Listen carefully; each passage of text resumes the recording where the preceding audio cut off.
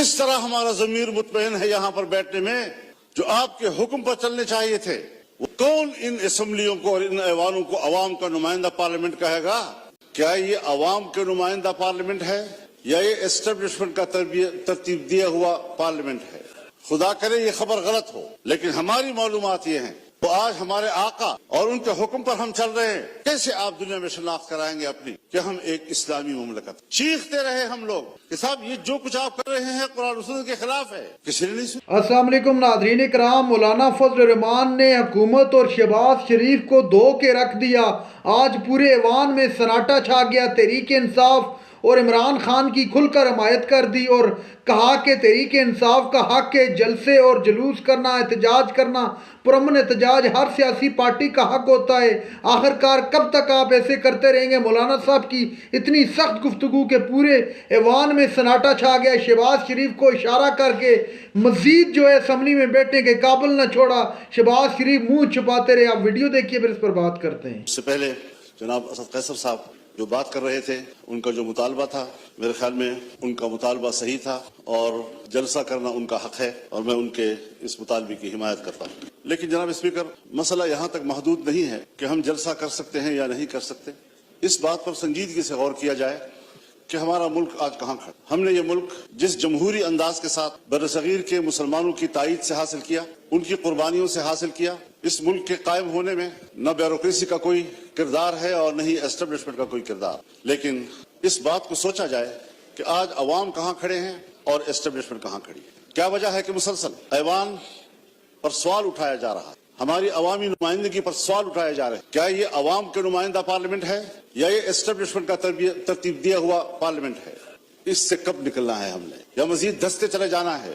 یہ ملک جس میں حکومت محلاتی سازشوں کی بنیاد پر بنتی تھی اور ٹوٹتی تھی، بیوروکریٹس فیصلہ کرتے تھے آج وزیر اعظم کون ہے تو کل وزیر اعظم کون ہے. ایک زمانے میں ملک کے ایک صدر مملکت نے اپنے دور حکومت میں 5 وزیر اعظم تبدیل کیے. بڑی مشکل کے ساتھ، عوام کی جدوجہد کے ساتھ اس ملک میں عام آدمی کو ووٹ کا حق ملا. پارلیمانی طرز حکومت پر اتفاق ہوا.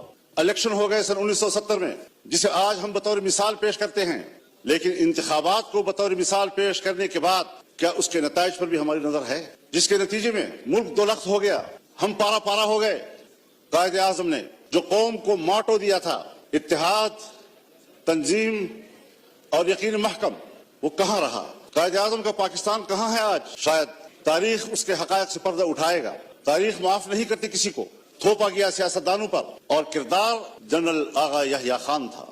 حکومت کو چلنے ہی نہیں دیا گیا. پھر ماشاء اللہ، پھر ہم کچھ سنبھلے تو پھر ماشاء اللہ. سوچنا یہ ہے کہ اسٹیبلشمنٹ ہمیں جو نتائج مرتب کر کے دے، جن کو یہاں پر بیٹھنے کے لیے فہرست میں نام شامل کرے، اس پر کب تک آپ سمجھوتے کرتے رہیں گے؟ کب تک ہم یہ سوچتے رہیں گے، بھیک مانگتے رہیں گے ان کے دروازوں پر بیٹھ کر؟ اور جو الیکشن ہوئے ہیں، ہمیں تو 2018 کے الیکشن پر بھی اعتراض تھا، آپ کو بھی اعتراض تھا، پیپلز پارٹی کو بھی اعتراض تھا، مسلم لیگ نون کو بھی اعتراض تھا، میرے بزرگ بیٹھے ہیں ان کو بھی اعتراض تھا. اس وقت بھی تو مینڈیٹ تقریباً وہی ہے، کچھ تھوڑا آگے پیچھے. اسی مینڈیٹ کے ساتھ اس وقت دھاندلی کیوں تھی اور اسی مینڈیٹ کے ساتھ آج دھاندلی کیوں نہیں ہے؟ حضرت مجھے شرم آتی ہے، شاید میں کچھ اپنی گفتگو میں ایسی باتیں کہوں جو آپ سمجھے کہ میں تجاوز کر رہا ہوں. سیاسی آدمی اسے بات کرنی ہوتی ہے. سیاستدان معلومات کی بنیاد پر بات کرتا ہے، پبلک میں بات کرے، پارلیمنٹ میں بات کرے. خدا کرے یہ خبر غلط ہو، لیکن ہماری معلومات یہ ہیں کہ اس بار تو باقاعدہ اسمبلیاں بیچی گئی ہیں اور اسمبلیاں خریدی گئی ہیں. کون ان اسمبلیوں کو اور ان ایوانوں کو عوام کا نمائندہ پارلیمنٹ کہے گا؟ کس طرح ہمارا ضمیر مطمئن ہے یہاں پر بیٹھنے میں؟ ہارنے والے بھی پریشان اور جیتنے والے بھی مطمئن نہیں. اس کیفیت میں حکومت میں بیٹھی ہوئی جماعتیں جو ہمارے لیے محترم بھی ہیں، ہمارے ہم سفر رہے ہیں، ہم ان کے جدوجہد کی قدر کرتے ہیں، لیکن انہی کی جماعتوں کے اندر ان کے سینئر لوگ مجبور ہیں کہ وہ اپنی ہی مینڈیٹ کو مسترد کر رہے ہیں، اس پر اعتراضات اٹھا رہے ہیں. صرف اپوزیشن کی بات نہیں ہے، ہم دیکھ بھی رہے ہیں، ہم سن بھی رہے ہیں. تو جمہوریت آج کہاں کھڑی ہے؟ یہ صرف اس لیے ہم یہاں کمزور بیٹھے ہوئے ہیں کہ ہم نے ہر مرحلے پر کمپرومائز کیا ہے، ہم نے اپنے اصول پہ سمجھوتے کیے ہیں، ہم نے اپنی جمہوریت بیچی ہے، ہم نے اپنے ہاتھوں سے اپنے آقا بنائے ہیں. اور جب ہم ہی اپنے ہاتھوں سے اپنے لیے آقا بنائیں گے، یہی ہوتی ہے آخرت کی نشانی. جب رسول اللہ صلی اللہ علیہ وسلم سے حضرت جبریل نے پوچھا کہ آپ قیامت کے علامات کے بارے میں بتائیں، تو آپ نے پہلی بات کی ان تلد الامۃ ربتہا، کہ مائیں اپنے لیے مالکائیں جنیں گی، یعنی بیٹیاں مالک بن جائیں گی اور ماں کو نوکر اور گھر کے مزدور کی طرح دیکھیں گی. اس مثال سے آپ خود سمجھ لیں کہ جو آپ کے ماتحت ہونے چاہیے تھی، جو آپ کے حکم پر چلنے چاہیے تھے، وہ آج ہمارے آقا اور ان کے حکم پر ہم چل رہے ہیں۔ ہم یہاں پر ایک قانون پاس نہیں کر سکتے۔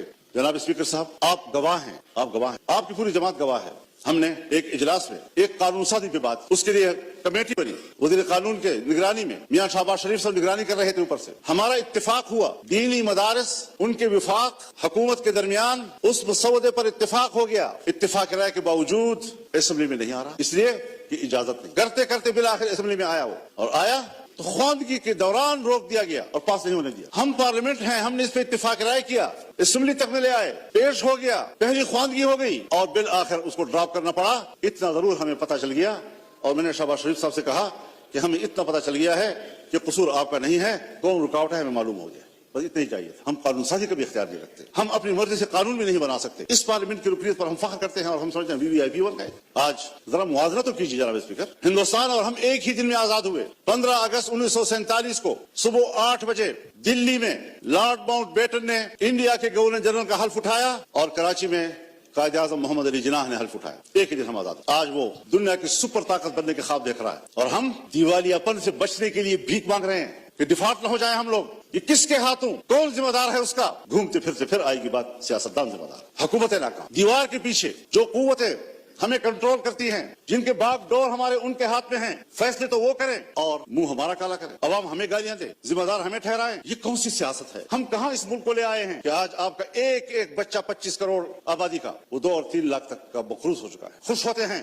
IMF نے نیا قسط جاری کر دیا، نیا قسط 1 لاکھ 1.5 لاکھ کا، 1 ارب 1.5 ارب کا ہوتا ہے، لیکن آپ کو قرضے کتنے دینے ہیں؟ اپنی پیداوار کی طرح ہے ہماری، اپنی صلاحیت کی طرح ہے ہماری۔ ہم نے ملک کو جمود کا شکار بنا دیا، اور قومیں جب جمود کا شکار ہوتی ہیں تو پھر وہ گرتی ہیں، وہ ترقی نہیں کر سکتی۔ پھر ذرا حساب لگائیں، جس ہندو کو ہم سارے القاب دیتے ہیں، سارے برے القاب ان کے، سارے اچھے القاب ہمارے، لیکن نتیجے کے لحاظ سے کارکردگی کی بنیاد پر ذرا اس کا بھی تجزیہ کر لیں، اپنا بھی تجزیہ کر لیں۔ گھر میں بیٹھے ہوئے ہیں ہم لوگ، ہم آپس میں بات کر رہے ہیں، کیوں ایک دوسرے سے بات چھپا رہے ہیں؟ یہ ساری وہ چیزیں ہیں۔ ہم نے ملک حاصل کیا اسلام کے نام پر۔ آج پاکستان دنیا میں ایک سیکولر اسٹیٹ کا روپ دھا چکا ہے۔ کہاں ہے لا الہ الا اللہ؟ 1973 میں ہمارا آئین بنا، 1973 میں اسلامی نظریاتی کونسل بنے، 1973 سے آج تک تمام قوانین کا جائزہ لیا گیا۔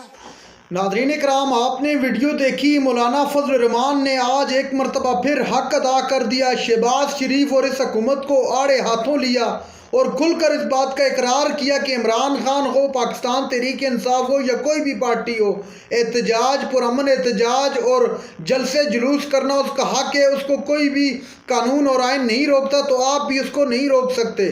مولانا صاحب کا مزید کہنا تھا، آپ جانتے ہیں کہ عمران خان پابند سلاسل ہیں، تحریک انصاف یہ چاہتی ہے کہ عمران خان کو باہر لایا جائے، اس کے لیے ایک بڑا احتجاج کرنے جا رہی ہے تحریک انصاف۔